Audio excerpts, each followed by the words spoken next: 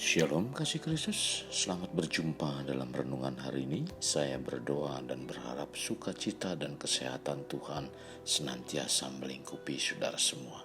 Tetaplah melekat dalam Tuhan agar firman-Nya semakin berakar sehingga tetap dalam kekudusan. Kita berdoa.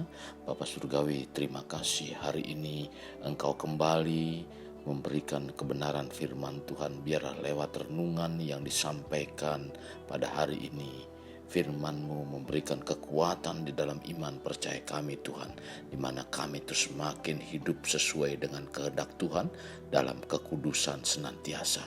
Bapa, terima kasih. Ini doa kami yang kami alaskan dalam nama Tuhan kami Yesus Kristus. Amin. Melekat dalam Tuhan bertema menjaga kekudusan terdapat dalam Ibrani 12 ayat 14. Demikian firman Tuhan, berusahalah hidup damai dengan semua orang dan kejarlah kekudusan, sebab tanpa kekudusan tidak seorang pun akan melihat Tuhan. Kasih Kristus, Allah yang kita sembah memang Allah yang penuh kasih. Ajaran ini sangat dominan diajarkan dan diyakini di kalangan kekristenan. Kasih Allah yang dimaksud bukan berarti Allah mengizinkan kita sebebas-bebasnya untuk mengikuti keinginan daging dan memohon maklum kepada Tuhan bila jatuh dalam dosa.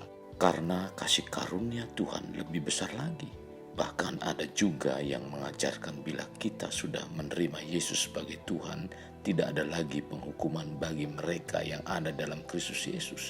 Tercatat dalam Roma 8 ayat 1. Model pemahaman kasih seperti ini adalah ajaran yang keliru. Kasih Allah tidak lepas dari kekudusan dari pribadi Allah itu sendiri.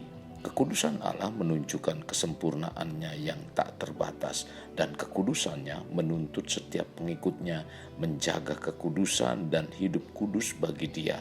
Sifat kasih dari Tuhan tidaklah bertentangan dengan sifat-sifat Tuhan lainnya. Memang gereja jarang sekali menyampaikan atau menekankan kekudusan, apalagi gereja yang mayoritasnya anak-anak muda yang kebanyakan memiliki sifat ingin dimaklumi sehingga menginginkan Allah harus mengikuti apa yang dikehendakinya, yaitu harus memaklumi selera dan keinginan kaum milenial, termasuk gaya hidup dan perilaku seks bebas, seks di luar nikah, serta pergaulan kaum muda saat ini. Kasih dan kekudusan Allah adalah dua sifat Allah yang berjalan beriringan dan tidak mungkin dipisahkan. Allah memang mengasihi manusia yang berdosa, tetapi kekudusan Allah menuntut hukuman atas setiap perbuatan dosa.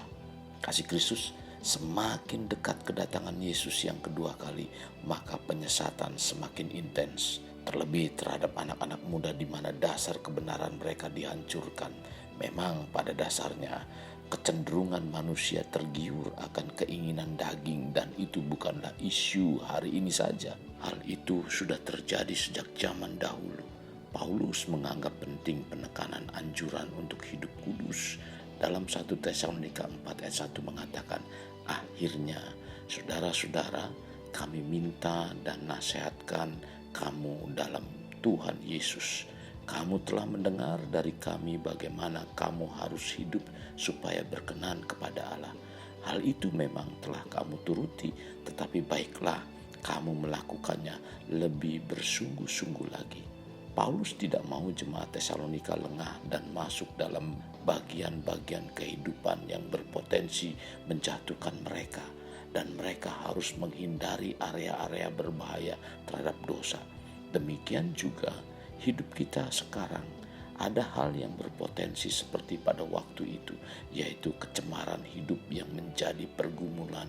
Jemaat Tesalonika diminta untuk tetap memiliki kendali penuh atas diri mereka, sehingga tetap bisa memuliakan Tuhan dengan tubuh mereka, meneladani langsung cara hidup Yesus, sehingga cara hidup mereka bisa menjadi teladan bagi orang lain. Kasih Kristus, semakin kita hidup menyerupai Kristus, maka Kristus semakin terpancar melalui hidup kita, dan dunia dapat melihat sinar kemuliaan Tuhan ada dalam hidup kita. Jadi penting sekali kita menjaga kekudusan hidup sebagai wujud kasih kita pada Tuhan. Mari Persiapkan diri kita sebagai mempelai Kristus dengan tetap menjaga kekudusan dalam setiap aspek kehidupan kita. Kasih Kristus, jadikan hidup kita untuk lebih bermakna, membangun pribadi bermakna, dimulai dari pribadi kita. Kita berdoa, Bapa, terima kasih buat renungan hari ini. Engkau mengajarkan kepada kami untuk menjaga kehidupan iman percaya kami agar tetap kudus, Tuhan. Kekudusan menjadi satu hal yang penting, bukan menjadi satu hal yang sulit untuk kami capai. Karena Engkau yang menyertai kami dengan roh-Mu agar kami berjalan dalam kebenaran firman-Mu. Pimpin kami Tuhan sebagai mempelai Kristus untuk menjaga kehidupan kami tetap kudus. Ini doa kami yang kami alaskan dalam nama Tuhan kami Yesus kami berdoa. Amin. Kasih Kristus, mari kita akhiri dengan mengendahkan kedua tangan kita. Terimalah anugerah berkat dari Allah Bapa, kasih yang daripada Yesus Kristus, dan persekutuan dengan Roh Kudus yang mencurahkan berkat secara rohani, berkat secara jasmani, dan berkat secara ekonomi, di mana berkat Abraham, berkat Ishak, berkat Yakub dicurahkan dan dilimpahkan dari saat sekarang sampai Maranatha tiba dalam nama Tuhan Yesus. Amin. Sampai jumpa di renungan berikutnya. Tuhan Yesus memberkati.